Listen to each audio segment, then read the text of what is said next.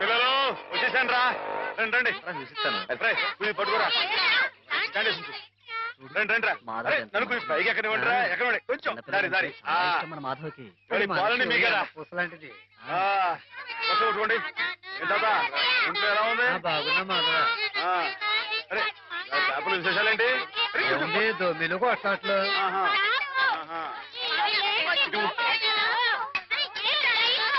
అరే ఉండండి రా అందరికి పోస్తారు కదా ఇది పట్టుకో ఇటు చెప్తాను సంగతి మాధవతో చెప్పి తెలిసే మాధవ ఎమ్మెల్యే రాయుడు గారి సంగతే నువ్వే కాదు చూడాలా అందరికి అదేటే కదా నేను అప్పుడే చెప్పానా ఈ ఎమ్మెల్యేలు ఇలాగే జోకులు వేస్తారని అప్పుడు ఓట్ల కోసం హారతలు ఇచ్చాడు పని అయిపోగానే మీ మొహాలు పిడగలు చేశాడు ఎండిపోయి పొయ్యిలో పెట్టుకోడు ఉపయోగపడతాయి బాబు మాధవ ఇలా రా బాబు ఏంటి స్కూల్ కట్టిస్తానని మా అందరి దగ్గర డబ్బులు వసూలు చేశాడు 6 ఏళ్లుగా అరుంధతి నక్షత్రం వంక చూస్తున్నావే గాని ఇంతవరకు స్కూల్ కి పునాది రాయపడలేదు.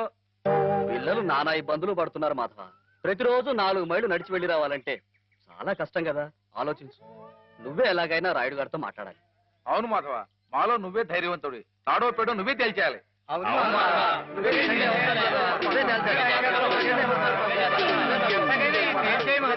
అందరూ ఆడికాళ్ళు పట్టుకుంటారేంట్రా? ఆడేదో పరమేశ్వరుడేనట్టు ఆడుంటే పకటేసుకాడే. ఆడిదేయట్లేదు, ఆడెప్పుడు మంది మీద ఉండేవాడే. మందంటే నిజం చెప్పించే అమృతం ఎర్రి మానవులారా.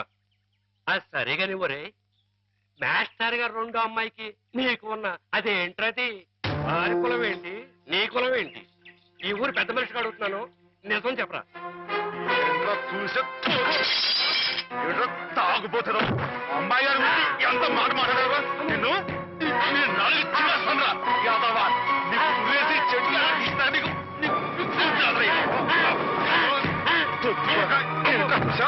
అమ్మాయి గారికి నాకు తగ్గొస్తారా యాదవా?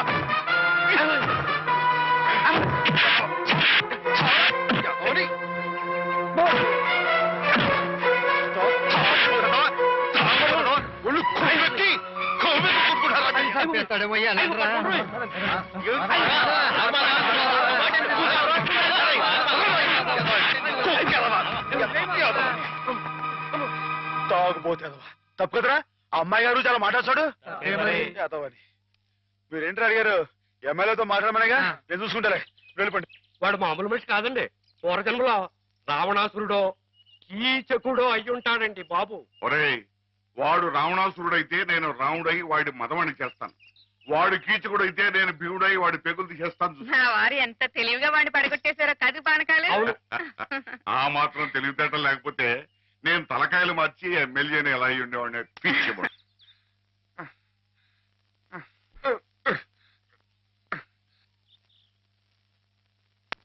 ఆ మాధవ్ గారిని ఊరికినే వదలటానికి వీలేదు. అబ్బా ఏమిటా నువ్వు? ఓ పంచి మంచి పొట్లకి తుంది దాని ముక్కుల నిండా గుడ్డుగారం బాగా దట్టించి ఆ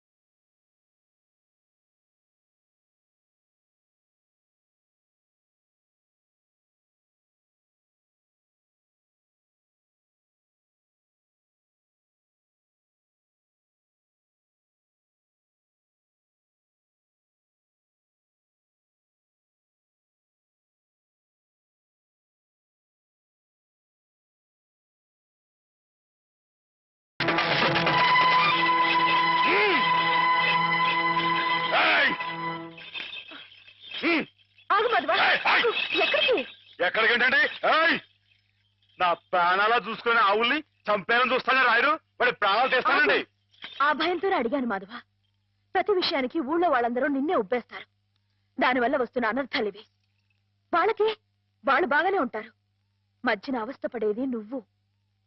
నా మాట విను మాధవ. జరిగింది మర్చిపో. అన్ని రోజులు మనవి కావు. కానీ ఈ రోజు నాదే అమ్మాయి గారు, తప్పుకోండి. ఆగమంటుంటే నువ్వు రాయుడి మీద చేసుకుంటే నా మీదొట్టు. అలాగేలేండి.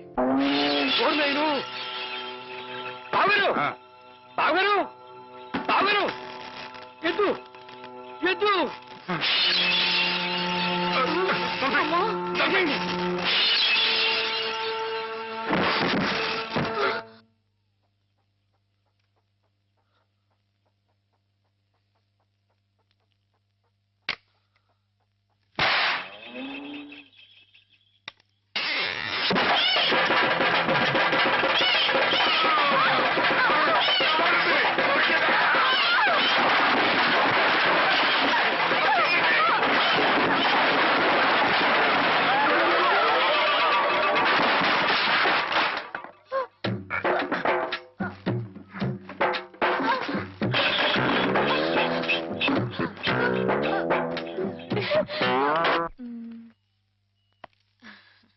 నేను చీర తీసుకుంటాను బావా. అదేమిటి అన్నిటికంటే తక్కువ ధర సెలెక్ట్ చేసుకున్నావు? ఇంట్లో ఉండేదాన్నే కదా, నాకు ఇచ్చాలే. హ్యామ్ ఎప్పుడు వస్తుందో ఏమిటో, తనకు కూడా వచ్చారు, నువ్వే చూడరాదు. నాకేం తెలుస్తుంది బావా? హేమని కట్టుకోబోయేవాడివి, నువ్వే సెలెక్ట్ చేయి. నా సెలక్షన్ తనకు నచ్చుతుందో లేదో. నచ్చకపోతే ముక్కు పిండి కట్టించు. మీ ఆవిడ చేత ఆ మాత్రం కూడా చేయించలేవా? ఇది బాగుంటుంది. ఏమిటి బావా ఎప్పుడొచ్చా? ఇప్పుడే. అత్తయ్య పండక్కి చీరలు పంపించిందే, నీకేది కావాలో తీసుకో. మరి నీకు? నేను తీసుకున్నాను. నాకు ఇది బాగుంది. నేను చెప్పలేదు హేమకి నా టేస్ట్ నచ్చదని? నువ్వే సెలెక్ట్ చేసావు బావా. ఏదోలే, నీకు అది నచ్చింది కదా, అది తీసుకో. అదేం కాదు, నీ సెలక్షన్ ఏదో నువ్వే గనక నీ సెలక్షన్ నేను చెప్పాల్సిందే. నేను చెప్పను. గొడవ ఏంటండి? ఏం లేదు మాధవ, హేమకి ఏ చీర అయితే బాగుంటుందో నువ్వు పెద్ద కన్ఫ్యూషన్ తో చర్చ. ఫైనల్ గా నువ్వు చెప్పు నాయనా, ఆవిడకి ఏ చీర బాగుంటుందో. అయ్యి బాబోయ్, దానికంత చర్చ కావాలేంటండి? మల్లెపూలంటే అమ్మాయి గారికి ఇదిగో ఈ మంచి గంధం రంగు చీర అయితే టెన్షన్ గా నప్పుద్దండి. కరెక్ట్, హేమ సెలక్షన్ అదే. ఇదిగోనయ్యా నేను రాయించిన నాటకం. ఇదిగా ఆ మాధవుడు ఉట్టి ఉబ్బులింగడు. వెళ్ళి వాడి కాళ్ళ మీద పడి కాకా పట్టడం కాదు, బాగా బాగా ఉదయి. దాంతో వాడి ఈ నాటకం ఆడడానికి ఒప్పుకుంటాడు. అప్పుడు స్టేజ్ మీద బాగా చిటకటాన్ని కళ్ళు చేతులు విరిచాయి. మనం ఆడుతున్న ఈ డ్రామా తెలియక చూసేవాళ్ళు ఇది నాటకమేనో సంబరపడిపోతారు. మన పని నెరవేరుతుంది. శంభో శంకర పాహిమాం పాహిమాం, మహాదేవదేవ పాహిమాం పాహిమాం. ఎవరది? సూర్య గారు మీరా? ఏమిటండి ఇది? సాటినట్లు మీరు మా కాళ్ళ మీద పట్టు. మీ ముందు నేను నట్టుని కాదు, బోల్టుని కాదు, సూర్యుడు ముందు దిగుట్టి లాంటివాణ్ణి. ఎంత మాట స్వామి, సింహం ముందు చిట్టెలికి లాంటివాణ్ణి, బంగారం ముందు ఇత్తడి లాంటివాణ్ణి. సరే ముందు కూర్చోండి. అయ్యో అపరాధం స్వామి. ఏమండి? తమరు కూర్చోండి. తమరు సాక్షాత్ శివస్వరూపులు. ఈ జిల్లాకే శివుడు, భారతదేశానికే శివుడు, అమెరికా కూడా తమరే శివులు. ఈ గుళ్ళల్లో ఉన్న శివులంతా నకిలీలు. తమరొక్కరే అసలైన శిశులైన పరమశివులు. తమరు అనుగ్రహిస్తానంటే నటుడిగా నాదో చిన్న కోరిక. భలేవరే, ఏమిటి చెప్పండి. నాటకాలు ఆడుతూ బతుకుతున్నవాణ్ణి, పిల్లకు పెళ్లి చేసే స్తోమత లేనివాణ్ణి. తమరు శివుడి వేషం వేస్తున్నారంటే చాలు, జనం తండోపతండాలుగా వస్తారు. టిక్కెట్లు బ్రహ్మాండంగా తిరుగుతాయి. డబ్బు వడగళ్ల వాళ్ళ కురుస్తుంది.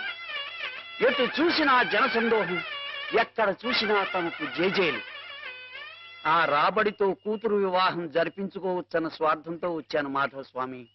ఆడపిల్లకు పెళ్లి జరిపిస్తానంటే మా వంతు సహాయం మేము తప్పకుండా చేస్తాం సూర్యారావు గారు. ధన్యుణ్ణి స్వామి. శివుడి పాత్ర ప్రధానంగా పెట్టుకుని నేను నాటకం రాయించాను. అందులో నాదో చిన్న రాక్షసుడి పాత్ర. మొత్తం మీరే, అంతా శివమయం. రుద్రం భజే శౌర్య భద్రం భజే అని మేము స్తోత్రం చేస్తుంటే తమరు పరమశివులు తాండవం. హరుడు శశిధరుడు అని మేం కీర్తిస్తుంటే తమరు అపర శివులు నర్తనం లాస్య నర్తనం ఇలా పెద్ద పెద్ద సెట్టింగులతో ఫైర్ వర్కులతో వైర్ వర్కులతో అదిరిపోతుంది అనుకోండి. అదర కొట్టేస్తాం, మా పార్టీ మాకు వదిలేండి. కథ పార్టీ ఎవరు చెప్పండి. రాక్షసులు తపస్సు చేస్తారు, మ్మ్. పరమశివుడు దర్శనమిస్తాడు, మ్మ్. ఎవరి చేత చావు రాకుండా వరం కోరుకుంటారు. మ్మ్. మరి శివుడు వరం ఇచ్చేశాడా? ఏయ్, గోళా శంకరుడు కదండి, పాస్ చేసేయండి. ఆ తర్వాత అప్పుడు ఆ ముష్కర్లు ఆ దుష్కర్లు శివుణ్ణి చంపబోతే వరం ఇచ్చిన పాపానికి చావు దెబ్బలు తింటూ ఉంటాడు. పార్వతి ప్రవేశించి ధర్మ వినాశకుల మీద దయ్యేమిటని ఈయనకి ప్రేరణ కలిగిస్తే అట్టారండి. అమ్మాయి గారు, మీరు దాన్ని ఎలా సాగదీస్తారేమో నాకు తెలియదు కానీ మనం తాండవం చేస్తుంటే స్టేజ్ దత్తలిపోవాలండి. ఈ మధ్య కాలంలో మన స్టేట్ లో ఇట్టాను శివుడు పుట్లు కనిపించాలండి. హేమ నేర్పగలదు, నువ్వు నేర్చుకుంటావు. అది సరే గాని ఇలాంటిది ఎక్కడ ఏ పురాణంలో లేదే. లేకపోతే ఏమండి, ఇందులో మా గొప్ప నీతి ఉంది కదండి. మగాళ్ళు తొందరపడి తప్పు చేసిన ఆడది సరిదిద్ది మంచి చేయాలని. ఎప్పుడు నాయన ప్రదర్శన? మీరు ఎప్పుడు పాస్ చేస్తే అప్పుడేనండి. బాబా, అసలు ఎలా మొదలవుతుంది? అరణ్యంలో రాక్షస బృందం శివుణ్ణి గురించి తప్పు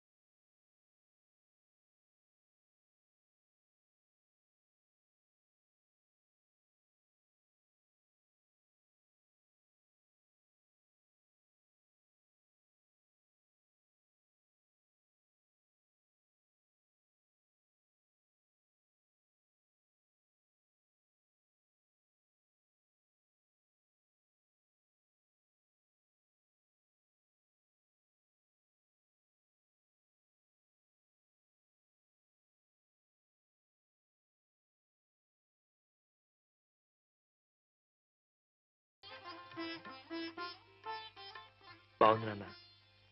బాగుందండి. శుభం. మరి అబ్బాయికి అమ్మాయి నచ్చింది కాబట్టి ఆ ఇచ్చిపుచ్చుకోవడాలు కూడా మరి ఎవరండి బాబు అబ్బాయి గారికి అమ్మాయి గారు పాస్ అయిపోయి సరే అండి, మరి అమ్మాయి గారికి అబ్బాయి గారు పాస్ అవ్వట్లేదు ఏంటండి? అయ్య బాబా. వెళ్తాం గారు మిమ్మల్ని కొంచెం అలా బయటికి రండి. రండి. అమ్మాయి గారు మీకు పెళ్లి కొడుకు అన్ని విధాలా నచ్చితేనే ఈ పెళ్లి జరుగుతుంది, లేకపోతే జరగదు. చెప్పండి, మీకు అబ్బాయి నచ్చాడా? ఆడపిల్లలు నువ్వు ఇట్ట అడగగానే అట చెప్పేస్తారా? రైటే లేండి, ఇటప్పుడు కొంచెం ఇరకాడంగానే ఉంటుంది. ఓ పని చేయండి, అబ్బాయి మీకు నచ్చితే నవ్వుతూ తలదించుకోండి, నచ్చలేదనుకోండి కోపం నాకేసి తిరిగి చూడండి. అయ్యి బాబాయ్ అదేంటండి, అటు నవ్వు కాదు ఇటు కోపం కాదు, అటు బాధగా చూసి అర్థం ఏంటండి? నాన్నని చెల్లెల్ని మిమ్మల్ని అందరినీ వదిలి వెళ్ళాలంటే బాధగా ఉంది. రైటేనండి, ఆడపిల్ల అంటే అంతే కదండి. పాపం రేపు హేమ గారు కూడా అంతేలే. వదిలేస్తే లింకులు పెట్టేస్తాడు. నీకాయన నచ్చారా లేదా అది చెప్పు.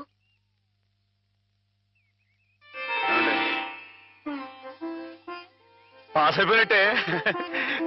మా అమ్మాయి గారికి అబ్బాయి గారు పాస్ అయిపోయారండి. ఇక పెళ్లి ఏర్పాటు చేసేసుకోండి. శుభం.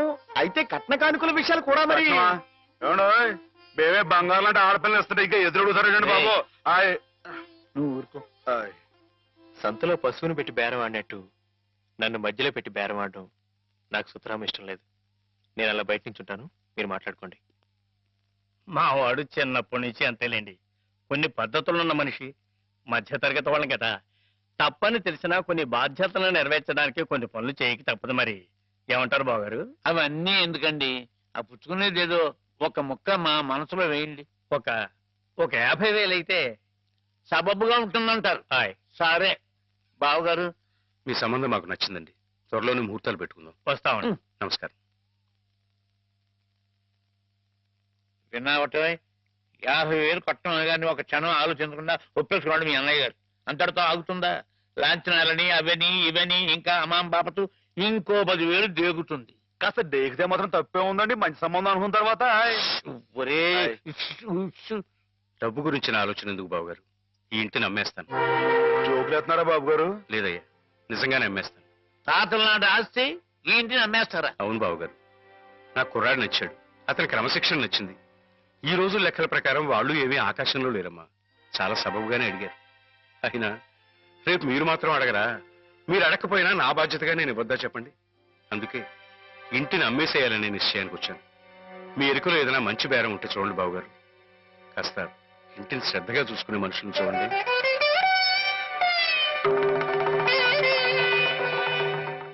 బామ్మగారు. ఎవరు? మాధవ. హాయ్. రా బాబు కూర్చో. మా వెధవా ఇంట్లో లేడు. నేను మీతోనే పని నుండి వచ్చానండి. నా కోసమా? ఉమ్. ఏమిటి బాబు? నేను మిమ్మల్ని ఒకటి అడుగుతానండి, మీరు కాదనకుండా నాకు మాట ఇవ్వాలి. ఏమిటది? ముందు మాట ఇవ్వండి, తర్వాత చెప్తాను. సరే మాట ఇస్తున్నాను. ఏమిటో చెప్పు. ఇదిగోండి, ఈ డబ్బు తీసుకోండి. డబ్బా? హాయ్. ఎందుకు? ఇది మీ డబ్బుగా బాబు గారికి మీరు ఇవ్వాలి. నా డబ్బుగా బాబు గారికి ఇవ్వాలా? హాయ్. ఎందుకని? లలితమ్మ గారికి మంచి పెళ్లి సంబంధం కుదిరిందండి. 50,000 దాకా కట్నం అడిగారు. ఆ డబ్బు కోసం బాబు గారు ఇల్లు అమ్మేస్తున్నారు.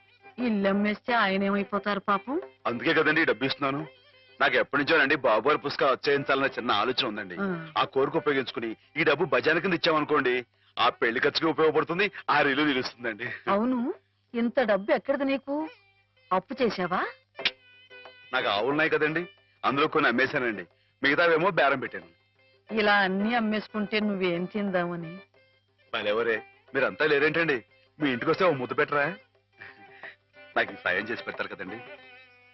మారేడు దళం శివుని పాదాలు తాకాలంటే ఏ చేతులు కాదంటాయి? ఎంత దొడ్డ మనసురా నాయనా నీది. ఏమిటి బామ్మగారు, నా కావ్యాలను మీరు వేస్తారా? అది కాదు బాబు గారు, మా వారు బోలెడు హైవేస్ నాకు వదిలి వెళ్ళిపోయారు. అనుభవించడానికి నేను నా మనవడు మిగిలాం. ఆ డబ్బు ఇలాంటి పుణ్యకార్యాలకు ఉపయోగిస్తే నా జన్మ తరిస్తుందనిపించింది. బామ్మగారు ఏంటండి పొద్దునే జన్మలు అయ్యి అంటున్నారు? నాన్నగారు పుస్తకాలన్నీ బామ్మగారు అచ్చు వేయిస్తారట మాధవ. అయ్యో బాబోయ్, ఎంత శుభవార్తనానండి. అండి బాబు గారు, ఇక రామాయణం మహాభారతం పక్కన పేటేసో కూర్చుంటాయి మీ పుస్తకాలు. కానీ కానీ నా పుస్తకాల మీద మీకు రాబడి పెద్దగా ఉండకపోవచ్చు బామ్మగారు. మాకు పైసా రాబడి రాకపోయినా పర్వాలేదు బాబు గారు. ఒక మహాకవి రాసిన అపురూప గ్రంథాలు వెలుగు చూడాలి.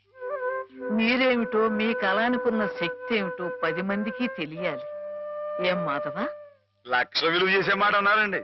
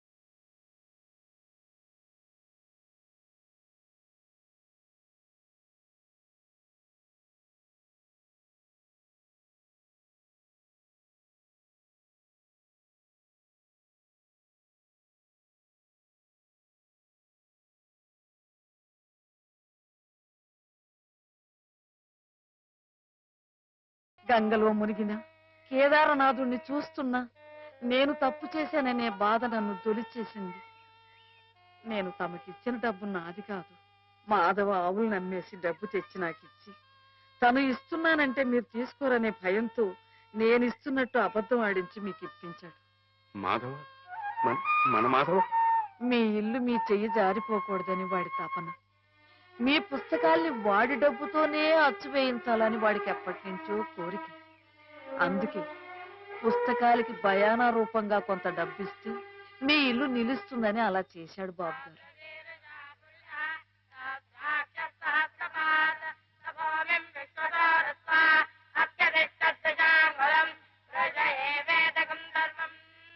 ఆవులు ఏమయ్యాయా అని అడిగితే ఆసుపత్రిలో చేర్పించానని అబద్ధం చెప్పాడు. ఇందుకేనన్నమాట.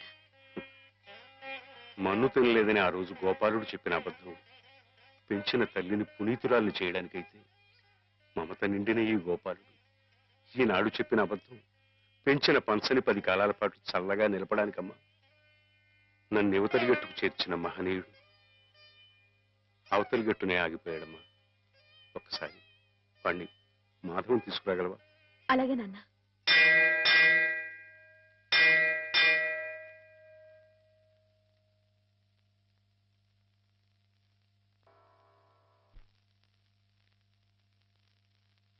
అమ్మాయి గారు ఎంతసేపు అయిందండి వచ్చి?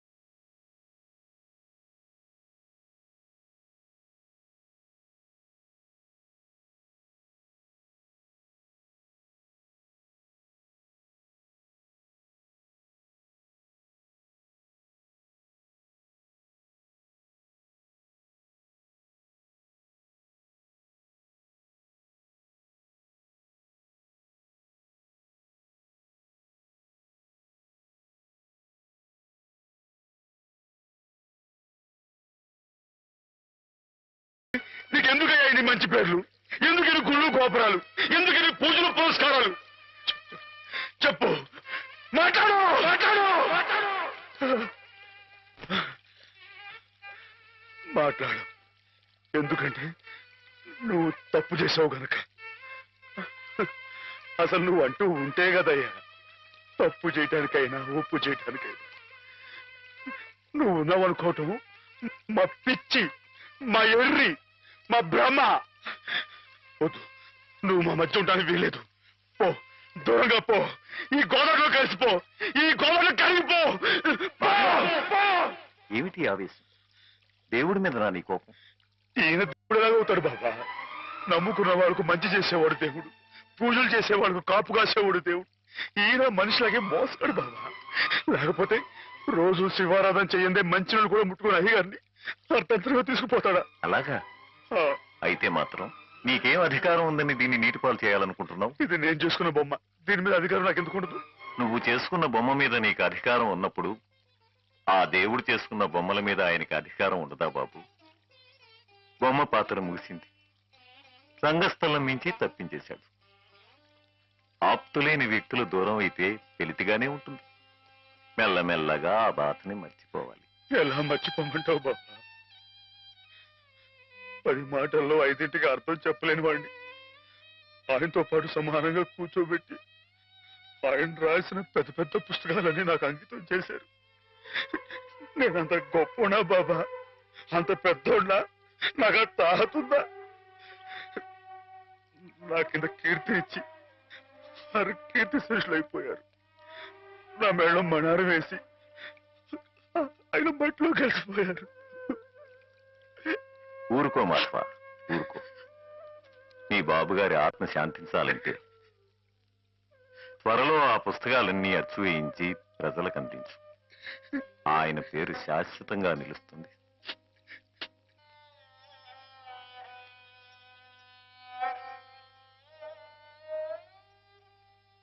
ఇక నాన్నగారి పుస్తకాల సంగతి మర్చిపో మాధవ. ఈ ఇల్లు నిలబెట్టాలనుకున్నావు, అందుకు నువ్వు కష్టపడింది నష్టపోయింది చాలు. ఆ రుణం మేము తీర్చుకున్న తర్వాత ఆ పుస్తకాలు అప్పుడే అచ్చు వేయించచ్చు. మీరు రుణం తీర్చుకుంటారా అమ్మాయి గారు? అయితే ఆ డబ్బు నేను అప్పుగా ఇచ్చానండి. ఆ మాత్రం డబ్బుకే మీరు రుణం అనుకుంటే, అయ్యా అమ్మా ఏ దిక్కులే నన్ను చిన్నప్పటి నుంచి అయ్యగారు సాకారే, మరి ఆయనకి ఎంత రుణపడి ఉంటానండి? అయ్యగారు లేదు కదా అని మీ ఇష్టం మాట్లాడితే పాస్ అయిపోద్ది అనుకోమాకండి. అది కాదు మాధవ, నా ఉద్దేశం అది కాదు. పుస్తకాలు అప్పు చెప్పేటప్పుడు అయ్యగారు నన్ను రామయ్య అన్నారు, కృష్ణయ్య అని పిలిచారు, కృష్ణదేవరాయలు అన్నారు. నేను నిజంగా అంత గొప్పవాడిని కాకపోయినా కనీసం వాళ్ళ మంచితనంలో కొంతను చూపించుకునేవండి. నీకు మించిన బరువును మోస్తున్నావనే కానీ మరేం లేదు మాధవ. నీ ఇష్టం. నాన్నగారిని చనిపోకుండా బ్రతికిస్తానంటే మాకు మాత్రం సంతోషం కాదా? మనం ఎవరూ కాదని ఆయన బతికించేది. ఆయన రాసిన ప్రతి అక్షరంలో ఉన్న ప్రాణం, ప్రతి పదంలో ఉన్న భావం.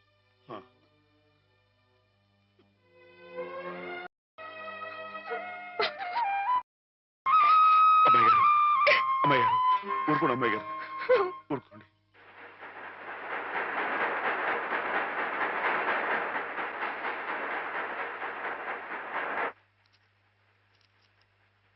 వీటన్నిటినీ మీరు చెప్పిన విధంగా ఇలా క్యాలికో బైండ్ తో అచ్చువేయాలంటే దాదాపు ₹1,00,000 అవుతుంది. 1,00,000 ఏంటండి?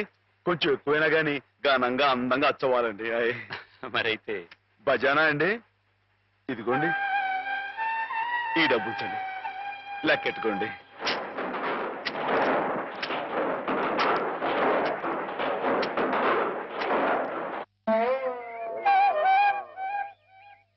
మాధవన్న బాబు గారు పుస్తకాలు అచ్చు వేయిస్తున్నాడు కదా, ఆ పుస్తకాల మీద బోలు డబ్బు వస్తుంది కదా.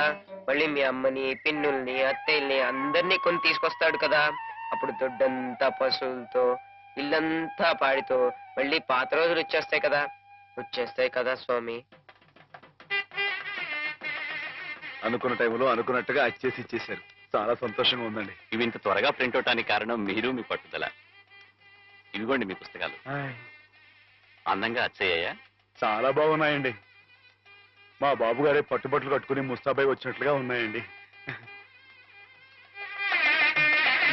ఏంటయ్యా ఈ అడావుడి? అయ్యగారు రాసిన పుస్తకాలు. ఓహో. ఆ. ఓయ్, ఆగండి, ఆగండి, ఆగండి. ఇదేంటి పిచ్చాసుపత్రి బండి ఉందేంటి ఇక్కడ?